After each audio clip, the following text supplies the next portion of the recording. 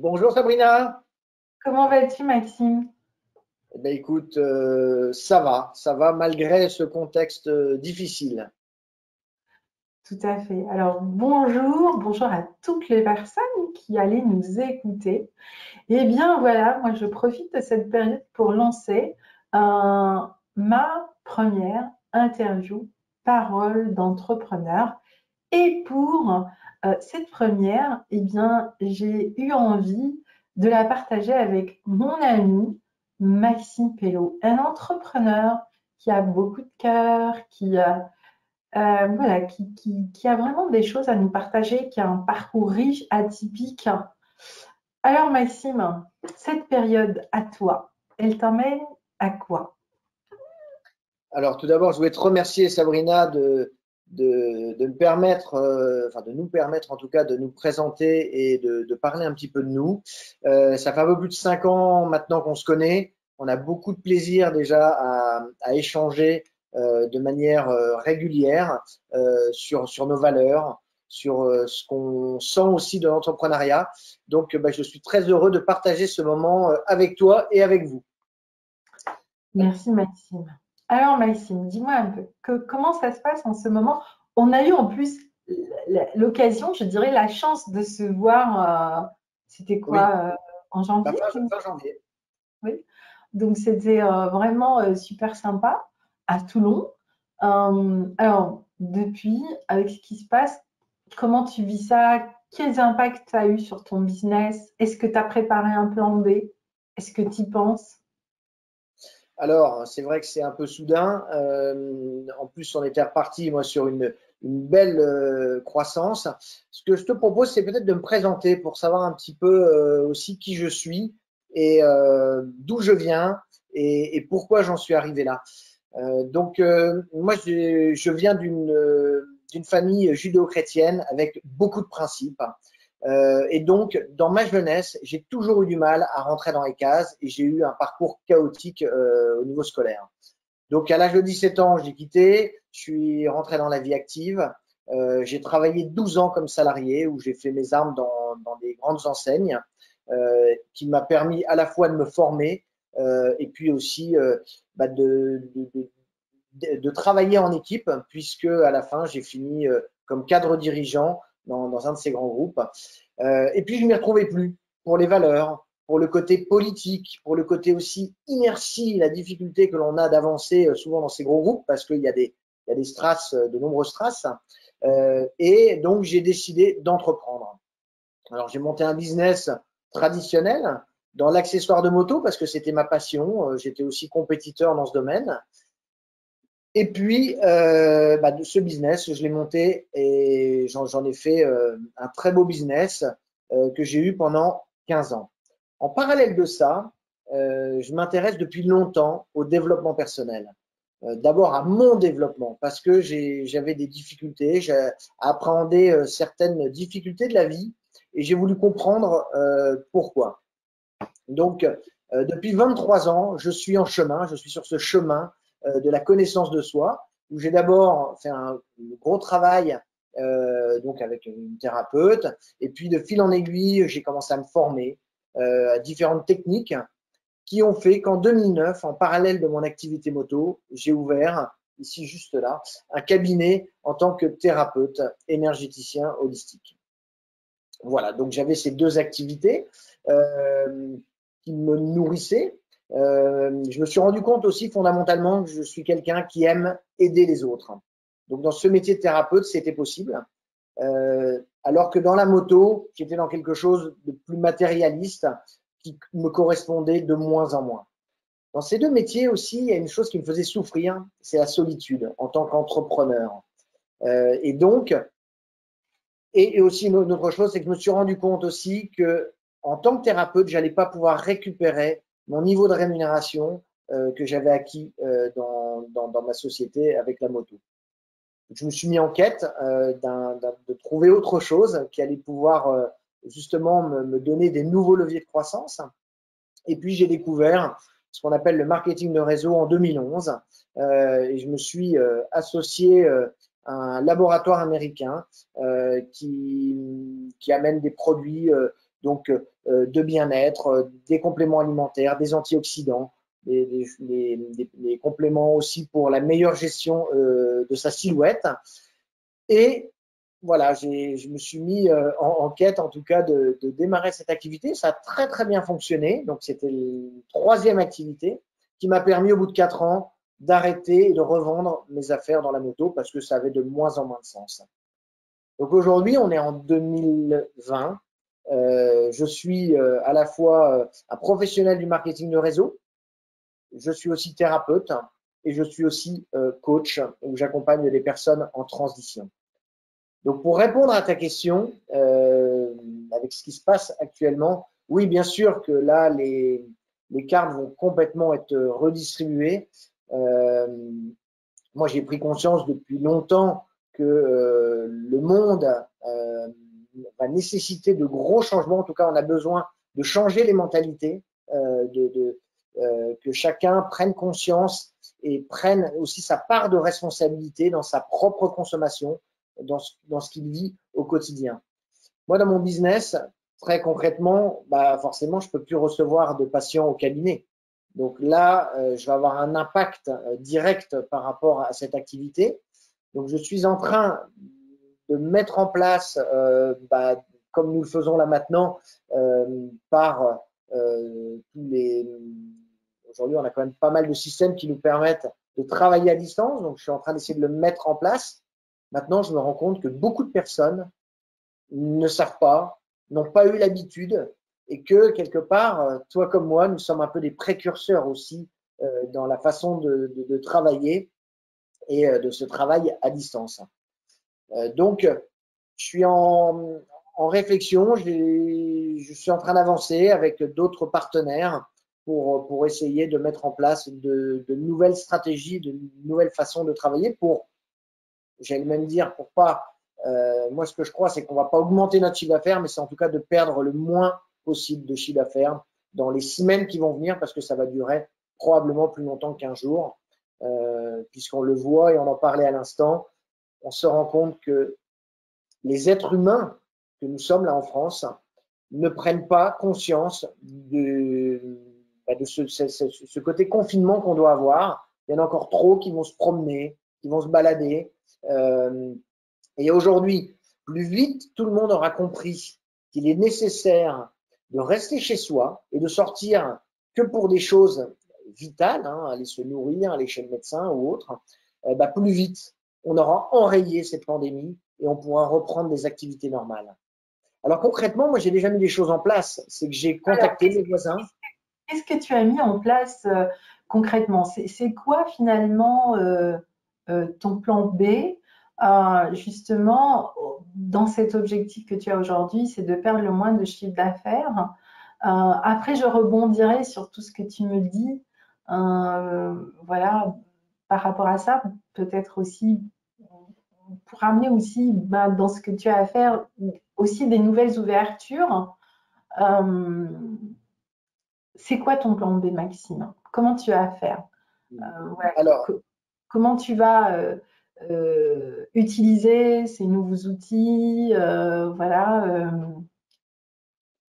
Alors, je vais répondre à ta question, mais j'aurais aimé que tu puisses te présenter aussi, parce que ton auditoire, pour beaucoup, te connaissent. Maintenant, pour les personnes, parce que je vais partager moi cette vidéo aux personnes à qui je suis connecté, et j'aimerais beaucoup que tu puisses nous raconter aussi ton histoire. Alors, pour ceux qui ne me connaissent pas, donc moi je suis Sabrina Benmechri, je suis biologiste. J'ai même fait de la thermodynamique, j'ai fait une maîtrise en thermodynamique cellulaire, c'est dire combien la pompe énergétique est quelque chose qui m'intéressait. J'avais d'ailleurs même eu un professeur vietnamien bouddhiste à cette époque-là, Monsieur Lecac. Donc, ça avait été mon professeur en biologie cellulaire. Mais sinon, à la base, moi, je suis docteur en écologie, je suis entomologiste dans une de mes vies. Donc, entomologie, c'est l'étude des petits insectes à l'époque où j'étais au Muséum d'histoire naturelle à Paris. Et puis, j'ai fait aussi un master en écotourisme il y a de ça Maintenant, c'était en 1994, 92, quelque chose comme ça. Donc, je suis aussi expert international en écotourisme. Et mon métier, c'est vraiment la gestion des ressources naturelles, la gestion des écosystèmes. Et il se trouve que dans mon métier, j'ai été énormément amenée à gérer des situations de crise écologique. Bon, en 95, donc c'était l'un de mes premiers jobs, eh bien, il y avait une très grosse crise écologique au niveau des aires protégées face à l'industrie du tourisme. Et j'ai fait partie de ceux qui ont géré cette crise. On a été 10 experts au niveau de l'Europe entière à travailler. D'ailleurs, on a même gagné le surnom de dinosaure. Et on a créé un outil qui aujourd'hui est appliqué dans plus de 700 parcs à l'échelle de la planète et qui permet justement le développement du tourisme durable et de l'écotourisme qui maintenant est une mode internationale. Ça m'a amené aussi après à être appelée pour gérer une autre crise au niveau de la désertification. Donc là, c'était les déserts, les oasis. Et puis, donc, il y a eu ma rencontre avec les déserts, ma rencontre avec les oasis. Et là, tout a commencé à changer, c'est-à-dire que je suis passée du processus de l'écologiste qui voulait conserver, qui voulait préserver, à l'écologue qui voulait réhabiliter, valoriser, intégrer. Et bien sûr, les oasis, c'est la rencontre avec l'agroécosystème, c'est-à-dire comment créer une économie résiliente, comment créer une économie basée sur la coopération, etc. Donc là, ça a été vraiment le début de ma transition écologique. Transition qui m'a amené à remettre énormément, à me remettre en question. Et dans cette remise en question, j'ai fait une pause. Pendant cette pause, je me suis intéressée au bien-être et c'est là où on s'est rencontrés. Donc, j'ai découvert un nouveau métier.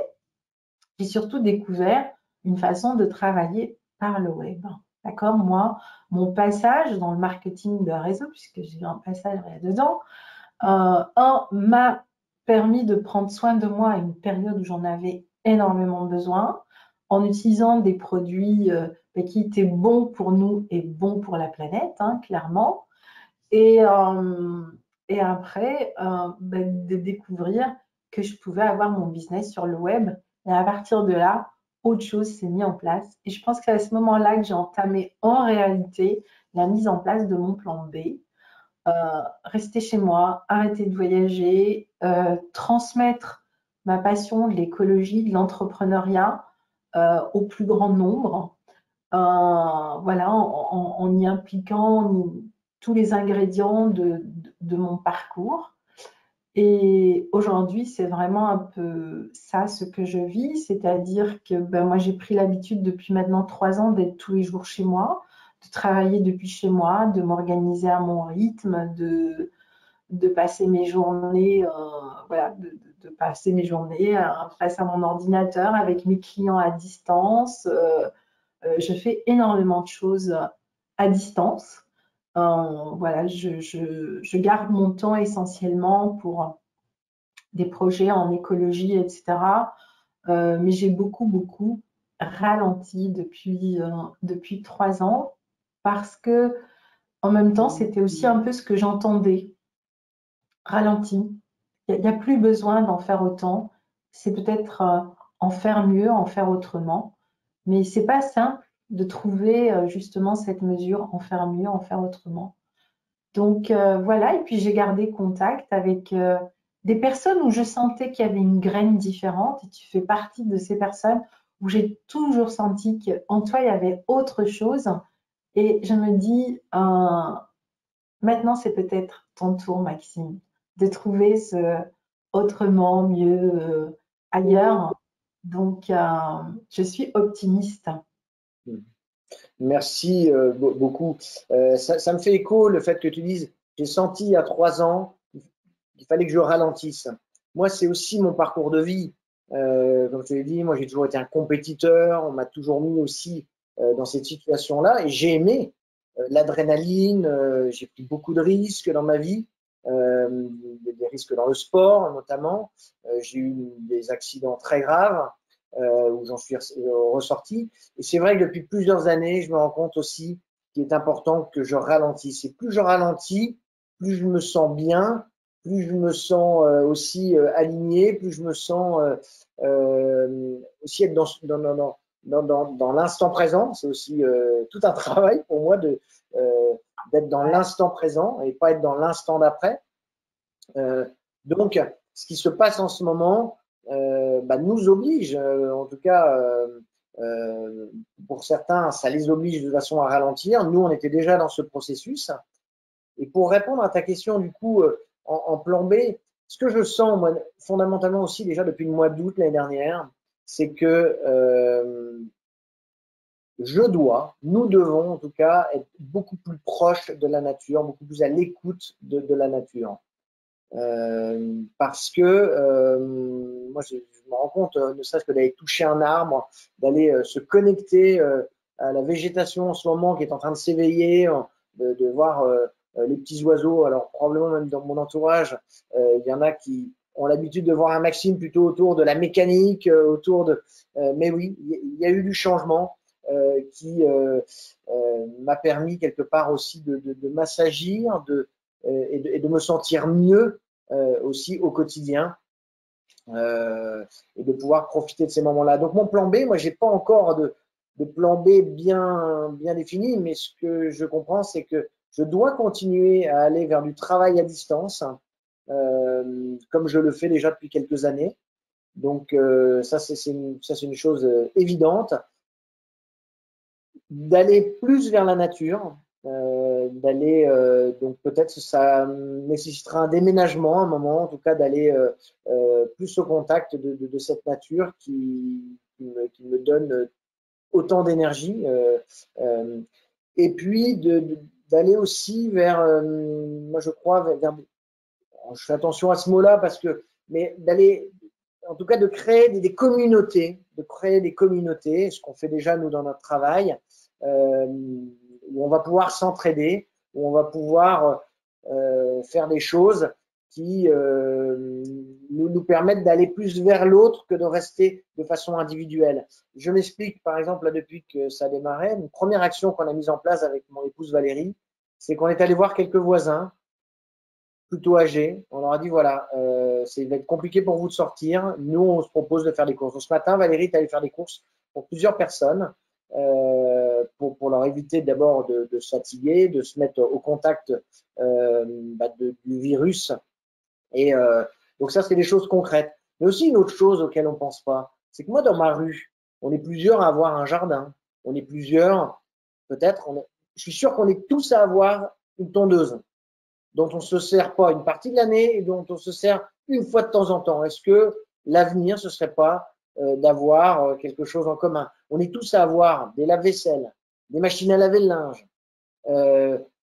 Y a des choses comme ça, des voitures. Je crois qu'on doit repenser notre façon de consommer et que si nous allons vers de l'éco-partage, et je parle de communauté parce que très souvent on ne connaît pas ses propres voisins. Moi, j'ai la chance d'avoir une maison où quand j'arrive chez moi, j'appuie sur un bouton, le portail s'ouvre, mais ça veut dire que globalement, je ne sais pas trop ce qui se passe dans ma rue et donc là, je suis beaucoup plus attentif. Eh oui. Et je crois qu'on se doit de l'être. Et toi, concrètement, qu'est-ce que tu as déjà mis en place là, depuis ces quelques jours et comment tu vois les choses pour ton business? Alors, moi, je pense que il ne faut pas arrêter l'économie. C'est pas possible. D'ailleurs, moi qui n'écoutais jamais les informations, en ce moment, je les écoute et j'aime beaucoup le 13h parce que souvent au 13h, on présente aussi les côtés positifs, quoi. C'est pas sur TF1, on n'a pas que le drame de beaucoup d'autres chaînes. On montre les actions que mettent en place les gens, etc. Donc, j'aime beaucoup le 13h sur TF1. Et donc, une des réunions qu'a fait le président de la République, c'était on ne peut pas arrêter l'économie. Oui, on ne peut pas arrêter notre économie. C'est pas le moment de baisser les armes. C'est pas, voilà, c'est ça qu'il faut qu'on évite. C'est-à-dire, soit on est au taquet à fond et c'est tous les jours, 24 heures sur 24, et les gens sont bombardés tout le temps, ils n'en peuvent plus, ils respirent plus. soit alors on arrête tout.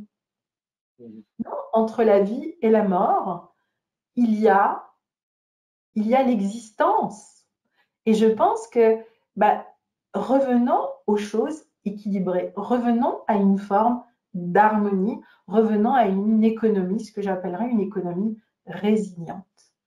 Pendant les temps de crise, il y a autre chose à faire. Et les gens vont avoir besoin pendant cette période, qui va durer peut-être un mois, d'une nouvelle forme peut-être d'accompagnement, de présence, d'échange, etc. Pour avoir beaucoup travaillé avec les pays du Sud, moi je ne suis pas pour ce que j'appelle la fausse solidarité, c'est-à-dire que voilà, on est ensemble quand ça va pas, et puis après, quand ça va, tout le monde reprend son quotidien. Moi, je suis pour les vraies coopérations qui durent, qui se construisent, qui peuvent démarrer justement pendant des périodes comme ça, difficiles, et qui peuvent amener de vrais projets à se mettre en place. Et donc, c'est vraiment ce que je suis en train de faire, c'est-à-dire que, eh bien, depuis maintenant 3 ans, je prépare un lancement que j'avais préparé pour cet anniversaire. Donc, dans une semaine, c'est même pas, le 28, c'est mon anniversaire. Et ça tombe pile poil pendant cette crise. Et donc, bien sûr, au début, je me suis dit, arrête tout, c'est pas le moment. Et puis après, quand je me suis à nouveau alignée, connectée à ce qui était juste pour moi, pour ma communauté, pour les gens qui m'entourent, je me suis dit, mais non, c'est le moment d'inventer. Qu'est-ce que ça pourrait être cette économie résiliente? Comment on va travailler ensemble autour justement juste de valeur ajoutée? Quelle est la valeur ajoutée actuellement que je peux amener dans la vie des gens? Personnellement, j'ai une expérience, j'ai une expertise dans la gestion justement de situations compliquées, de désertification, de crise écologique. C'est exactement ce que nous vivons en partie en ce moment. Et donc, ma tête s'est remise à tourner différemment, à travailler différemment, c'est-à-dire à réfléchir quelles sont les solutions dans mon domaine que je peux apporter aux gens aujourd'hui. Quelles sont les réponses aussi, parce que j'avoue qu'en tant qu'écologue, ça fait 20 ans que je vois se creuser, se fossé entre l'homme, la nature, entre les différents dérèglements. Et pour moi, c'est un peu, voilà, c'est un peu illogique de tout ce qu'on fait actuellement en termes de surexploitation, surproduction, etc. On est toujours dans le plus, plus, plus, plus, plus. Eh bien, je crois qu'il est temps de réinventer le mieux, mieux, mieux, mieux. Et dans ce mieux, il faut que ce soit juste un équilibre entre celui qui donne et celui qui reçoit. Il y a une phrase que je voudrais partager avec toi et avec tous ceux qui vont nous écouter. Il y a une chose qui m'a beaucoup emmené à réfléchir quand j'étais dans le désert et que je travaille avec les peuples nomades. Les peuples nomades disaient « tout ce qui est donné est perdu ». Les Chinois, ils disent « il vaut mieux apprendre à quelqu'un à pêcher son poisson que de lui en donner ». Les nomades, ils disaient la même chose. Et donc, à chaque fois que je faisais quelque chose avec eux, que j'allais boire du thé, peu importe, c'était vraiment très spécial, eh bien, je donnais quelque chose, on me donnait quelque chose. J'ai fait énormément de troc pendant cette période et je trouvais ça extraordinaire. Alors, je crois qu'aujourd'hui, plus que jamais, c'est d'actualité chez nous. La vraie question, c'est voilà, réfléchissons pendant cette période et on va avoir le temps de l'implémenter à l'intérieur, de faire les changements au niveau de nos petites cellules. Ce serait quoi? Notre économie résiliente, à chacun de la trouver. Tu as plusieurs cordes à ton arc, bien peut-être que je dirais en ce moment pour toi, il y en a une qui doit briller plus que les autres. Tu es thérapeute, tu es dans le bien-être. Il y a un vrai besoin de tes compétences en ce moment, mais peut-être pas juste comme tu l'as fait jusqu'à maintenant, mais comme tu vas l'inventer à partir de maintenant. Oui, ce que tu dis est alors je reviens pas forcément sur moi là, mais ce que tu as dit avant, et pour avoir vécu aussi, moi, la première fois que je suis allé dans le désert, c'était en 2002, et je suis allé plusieurs fois. Moi, ce qui m'a frappé à chaque fois, qui m'a fait prendre conscience que je devais aussi changer, évoluer, c'est d'abord, on n'est que dans l'instant présent quand on est dans le désert. Le seul souci que l'on a, c'est de trouver de l'eau et d'avoir de la nourriture. Et à chaque fois que je suis rentré, je me suis dit, mais en fait, on a l'essentiel là-bas.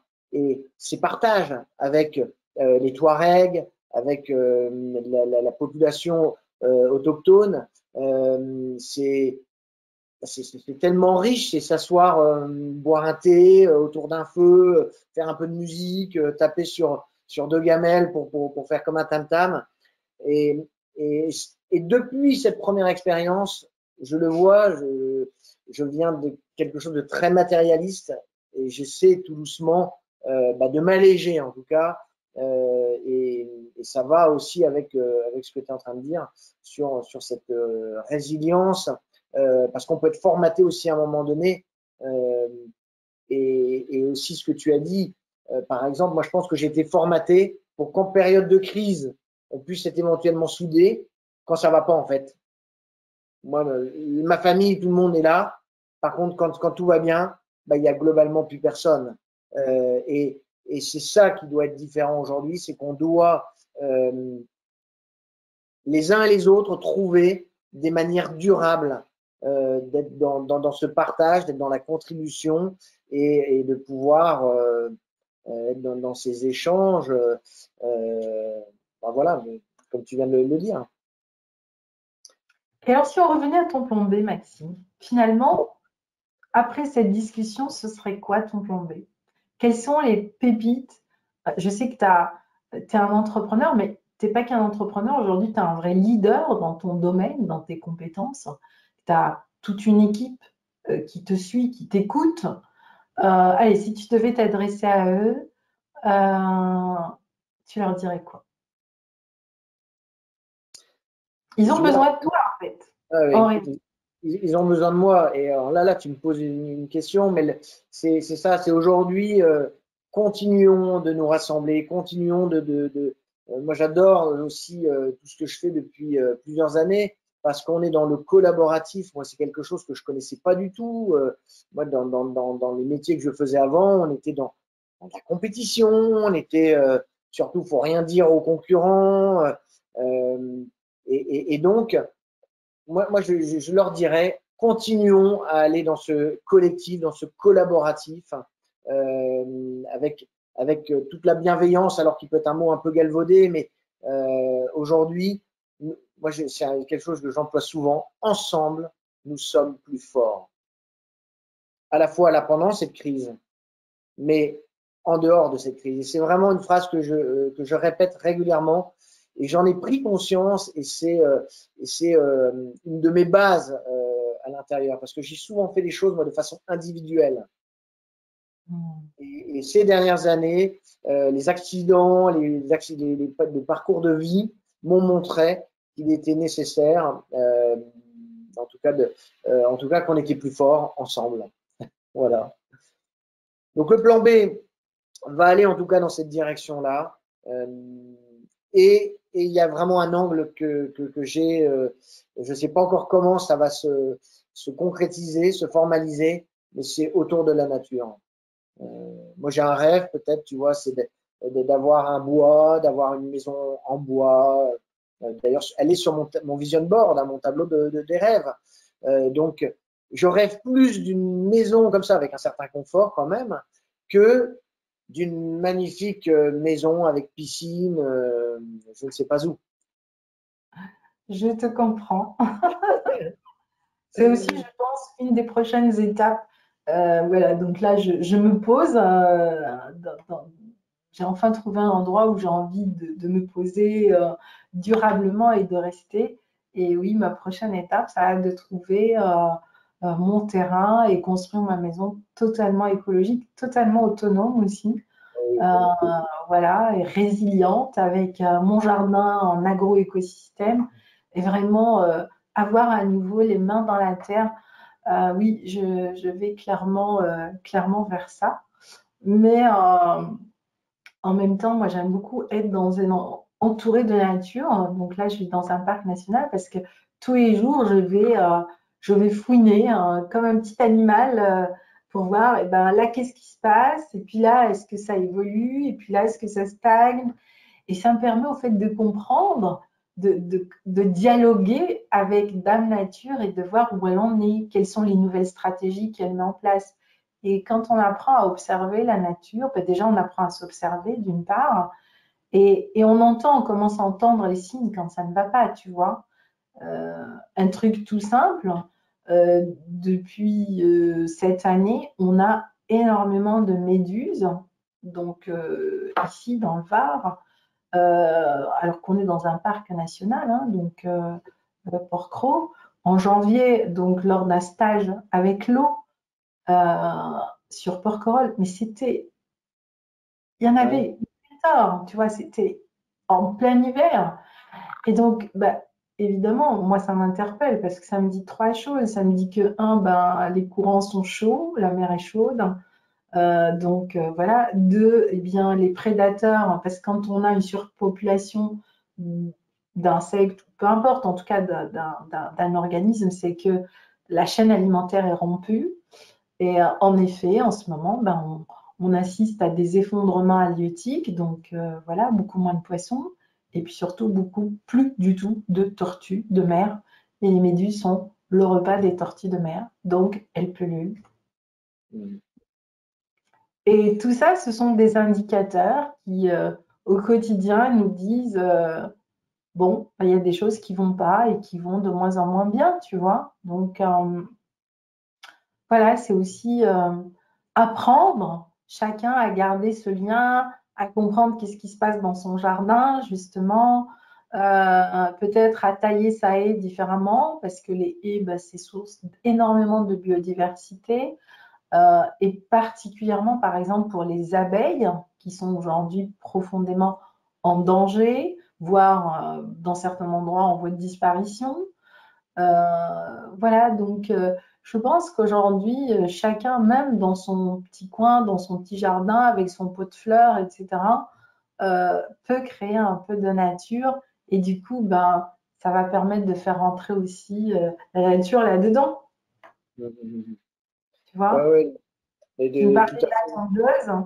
ben, il y a peut-être des choses là aussi dans le jardin à faire. Et du coup, à partager, tu vois, et amener aussi peut-être du bien-être comme ça, différemment dans ton activité. Voilà, à travers un- tu sais, après les messages, on peut les faire passer de plein de façons différentes, hein. Et si chacun trouve justement ce fil d'Ariane dans son domaine, dans son contexte, pour le faire passer à sa communauté, eh bien, je suis convaincue que on heurtera beaucoup moins de gens finalement, parce que il y a un moment où on ne peut pas parler à tout le monde, d'accord? Voilà, c'est pas possible. Mais en même temps, c'est normal. La biodiversité, c'est ça aussi. Si elle existe dans la nature, elle existe parmi les humains.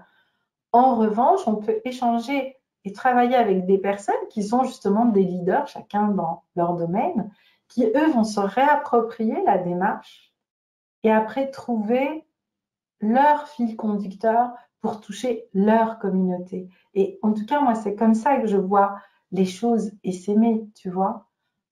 C'est pas de copier ce que fait l'autre ou d'être en compétition avec l'autre, ça n'a pas de sens parce qu'on a besoin les uns les autres. C'est chacun dans son domaine, eh bien, digérer, digérer et après, par rapport à sa communauté, trouver le bon niveau du dialogue, de l'action, de la compréhension pour trouver les bons mots que les gens dans ce secteur-là sont prêts à entendre et qui ne sont peut-être pas prêts à entendre, tu vois, d'autres personnes. C'est ça que je trouve génial dans cette aventure. Je Et pense comme tu qu'aujourd'hui, disais, et comme il tu peut y disais tout avoir... à l'heure, c'est la valeur ajoutée aussi de chacun. On a C'est ça, tous une valeur ajoutée. absolument. Et la tienne est différente de la mienne, mais je reconnais la tienne comme tu reconnais la mienne, tu vois. Et donc, bah, c'est à ce niveau-là qu'il faut travailler. Après, moi, je vais en faire quelque chose de différent de la tienne, et puis toi, tu en feras quelque chose de complètement différent. Mais au final, c'est très complémentaire. C'est Tout à fait. ça aussi, pour moi, l'économie résiliente. Elle n'est pas basée seulement sur un système de valeurs. Parce que dans les systèmes de valeurs, il peut y avoir une certaine forme d'intégrisme. Ouais. On est bien d'accord. Ah oui, oui. Alors que dans l'écosystème de la valeur ajoutée, c'est-à-dire de la valorisation d'un processus, on n'est plus sur qui tu es ou ce que je suis, on est sur un processus tous les deux, eh bien là, il peut y avoir un vrai processus créatif. Chacun va repartir avec une pépite différente qui va enrichir différemment sa communauté. Mais cette pépite, bah, quelque part, c'est ce positionnement-là qui l'amène. Et c'est ça pour moi la valeur ajoutée. Alors, on n'est pas sur quelque chose de sectoriel, on est sur quelque chose de beaucoup plus systémique finalement, tu vois. Et là, ça devient super enrichissant. Ouais. Alors, comment tu te sens après cet échange, Maxime? Comment tu penses que ton économie va évoluer dans les jours qui viennent? Alors, d'abord, moi, je suis confiant, hein. Je suis quand même d'un naturel optimiste, mais je suis confiant. Je suis confiant d'abord dans l'être humain. Euh, et je pense que tout ce qu'on est en train de traverser, ça va nous aider. Moi, ça va forcément aussi m'aider, hein. Il y aura un avant, il y aura un après. Mais en tout cas, je suis confiant. Confiant sur ma capacité aussi à rebondir, ma capacité à amener ma valeur ajoutée, ma capacité à co-créer, co-construire aussi des choses peut-être très nouvelles, hein, parce que, encore une fois, moi je me sens, quand j'ai démarré, on a démarré tout au début, j'ai toujours dit, moi j'ai toujours eu du mal à rentrer dans des cases. Moi, je me sens être quand même très différent de beaucoup de personnes. Et souvent, je me suis senti être aussi un peu un précurseur, un pionnier dans, dans les choses. Et voilà, aujourd'hui, je me sens avoir aussi un peu cette mission, ce rôle de pionnier, en tout cas de continuer à en parler, à faire changer les mentalités, et puis moi, à agir de mon côté avec mes valeurs et avec qui je suis. Alors Maxime, est-ce que tu es d'accord que l'on se donne rendez-vous à la fin de cette tempête? Moi, je ne vais pas l'appeler une crise, mais c'est une tempête Oui, c'est une tempête. que nous traversons. Et comme ça nous permettra de refaire un point sur finalement quels sont les pépites, les plans B qu'on a mis en place. En tout cas, moi j'ai envie de donner 3 conseils aux personnes qui nous entendent. Commencer à réfléchir en plan B. Personnellement, quand j'accompagne des clients depuis toujours, je leur propose jamais une seule stratégie. Je leur propose une vision avec 3 scénarios. Le scénario bas, le scénario moyen et le scénario haut. Actuellement, on ne peut pas être dans un scénario haut. On est dans un scénario bas, mais entre les deux, il y a le moyen. C'est le moment de créer votre scénario moyen. Vous pouvez l'appeler votre plan B, votre plan C, votre plan D. Mais en tout cas, voilà, c'est quel est l'équilibre entre les deux et où est-ce que chacun va pouvoir maintenir une économie. C'est important de maintenir une économie en ce moment pour que tout ne s'effondre pas. D'accord? Rappelez-vous, tout ce qui est donné est perdu. La bourse vient de perdre 6 000 milliards. Stoppons là. Essayons justement de mettre en place une nouvelle forme d'économie pour maintenir à nos entreprises et nos activités de continuer et de poursuivre à travers des actions intelligentes, pédagogiques et qui vont faire du bien pour nous et du bien pour notre planète. Et toi, Maxime, tu dirais quoi? C'est quoi tes pépites? Alors, moi, je dirais que si on en est là aujourd'hui, c'est qu'on a fait des choses pour en arriver là. Donc là, il y a du changement à opérer. Donc, peut-être sans se mettre. Alors, toi, tu as parlé de projet, enfin, en tout cas, de plan B, c'est une très bonne idée. Mais peut-être que chacun d'entre nous, d'entre vous là, qui allez nous regarder, c'est de nous dire qu'est-ce que je peux concrètement dans ma vie, demain, aujourd'hui, faire de différent par rapport à hier pour que ça ait un impact positif, à la fois pour ma vie, mais aussi pour la vie des autres, pour la nature, pour tout ce qui est circulaire, on va dire. Euh, donc voilà, c'est voilà, faites. Mais qu'est-ce que vous pouvez mettre en place concrètement de durable dès maintenant? Parce que Super. ça va faire la différence. Si tout le monde fait cette petite action différente, je peux vous garantir que ça va faire une différence énorme dans le monde. Alors, dis-moi, Maxime, est-ce que tu as une espèce de slogan, de message que tu répètes tout le temps, qui est à toi? Et si tu en as un, est-ce que tu serais d'accord de nous le partager? Et ce sera le mot de la fin. J'ai pas de slogan en fait, là tu me prends de court. Ton message de cœur, quelque chose voilà, que tu as envie de Le partager. message et qui va venir aussi de mon expérience, c'est que trop souvent, moi j'ai été dans le cérébral et si on en est là aujourd'hui aussi, c'est qu'on nous sommes trop souvent dans le cérébral. Donc descendez dans vos tripes, descendez dans votre cœur, regardez ce qui s'y passe et si vous écoutez votre cœur, vous allez forcément aller dans la bonne direction et ça va forcément aussi être, euh, en tout cas, ça va se faire aussi de la bonne façon. De la façon écologique, de la façon qui va être bonne aussi pour vous, pour votre famille. Donc écoutez votre cœur. Ça peut être le message que je dis souvent. C'est écoute ton cœur. Quand quelqu'un a un doute, tu dis prends un moment, va à l'intérieur de toi et regarde ce qui s'y passe et tu auras certainement une réponse. Eh bien, écoute, je pense que ça va être le mot de la fin. Écoutez votre cœur. Lui, il sait. Si vous doutez, écoutez votre cœur. En effet, c'est peut-être le moment d'écouter autre chose que seulement notre cerveau gauche et de revenir au niveau du corps et d'écouter le cœur. Quel beau message et je pense qu'on va finir sur ce message. Merci beaucoup Maxime. Merci à Merci toutes les Sabrina. personnes qui nous écoutaient. J'espère que vous passerez un bon moment grâce à cette interview voilà, que ce que nous avons échangé avec Maxime vous permettra vous aussi de faire un pas de l'avant. À très bientôt les amis. Ciao Merci. Maxime.